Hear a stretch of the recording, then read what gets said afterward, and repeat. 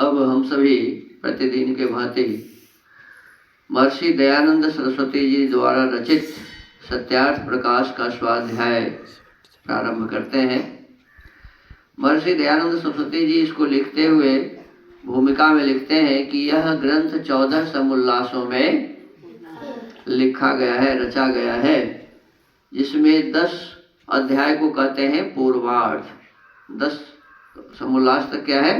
पूर्वार्ध। और 4 समुल्लास को उत्तरार्ध कहते हैं।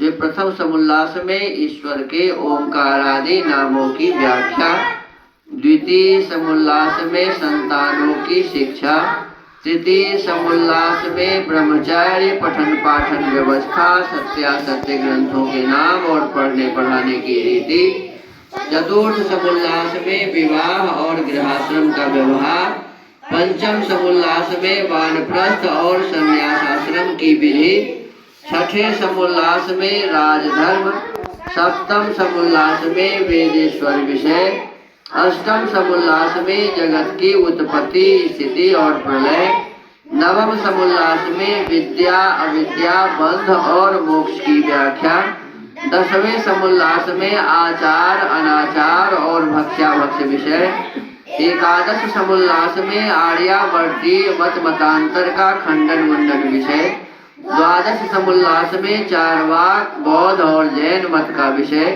त्रयोदश समुल्लास में ईसाई मत का विषय, 14वें समुल्लास में मुसलमानों के मत का विषय और 14 समुल्लासों के अंत में आर्यों के सनातन वेद विहित मत की विशेषता इसमें व्याख्या लिखी गई है। स्वामी जी कहते हैं जिसको मैं भी यथावत मानता हूँ। हम सब ये भी प्रथम जो समुल्लास है, प्रथम समुल्लास से ओंकार शब्द का अर्थ पढ़ रहे हैं। अथ ओंकारार्थ। अभी तक हमने जाना है कि परमात्मा का नाम विराट है, क्योंकि वह बहुत प्रकार के जगत को प्रकाशित करता है।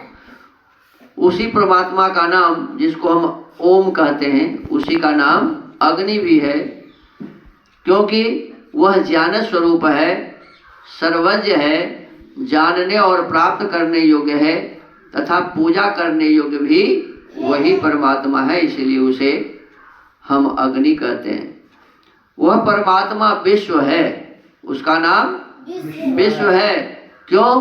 कि वह सब में वास करता है और सब कुछ उसी में वास करता है। जो सब में प्रवेश किया हुआ है और जिसमें सब कुछ प्रवेश किया हुआ है, इसीलिए उस परमात्मा का नाम विश्व है।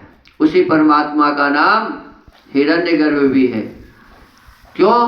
कि संसार के जितने भी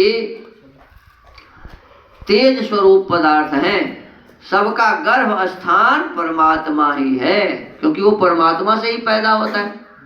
संसार में जितने भी सूर्य आदि देख रहे हैं, तो इन सबका जो आधार है, सबको जो उत्पन्न करने का स्थान है, वह परमात्मा ही है। इसीलिए परमात्मा को क्या कहा? हिरण्यगर्भ। और उसी परमात्मा का नाम वायु है, क्योंकि वह बलवानों से भी बलवान है, सभी जगत को धारण करता है। जीवन और प्रलय वही परमेश्वर करता है, तो इसलिए उस परमेश्वर का नाम वायु है। परमात्मा का नाम तेजस भी है। क्या है? तेजस। कहते हैं कि परमात्मा का नाम तेजस इसलिए है कि वह स्वयं प्रकाश स्वरूप है। इस सूर्य में भी जो तेज है, वो किसका तेज है? परमात्मा का तेज। तो सूर्य भी परमात्मा के तेज से ही तेजस्वी बनता है। तो वह परमात्मा तेजस स्वरूप होने से तेजस कहता है। और आज हम स्वाध्याय करेंगे ईश्वर। परमात्मा का नाम क्या है? ईश्वर।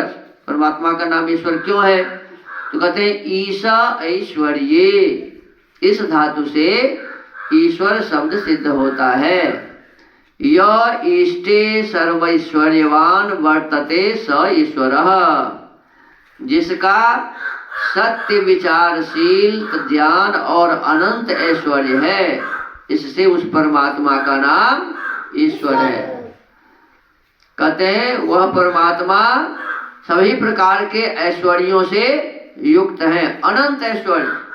हमारे आपके पास में थोड़ा मोड़ा ऐश्वर्य होता है। देखो ये मकान, दुकान, विद्या जिनके पास में है सब ऐश्वर्यशाली है।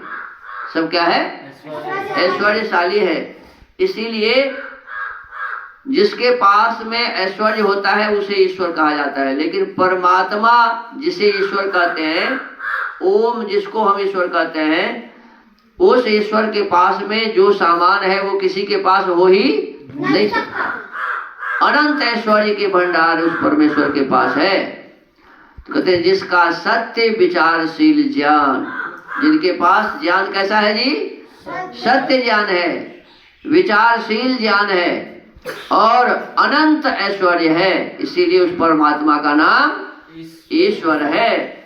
तो उस परम ब्रह्म परमेश्वर को, जिनका नाम मुख्य नाम ओम है, उन्हीं का एक नाम ईश्वर भी है गुण के आधार पर, क्योंकि उनके पास अनंत ऐश्वर्य है, सत्य ज्ञान है, विचारशील है, इसलिए परम ब्रह्म परमेश्वर ईश्वर है। तो हमको आपको उस ईश्वर की उपासना करनी चाहिए। तो आज स्वाध्याय के इस क्रम को यही विराम देते हैं। ओम।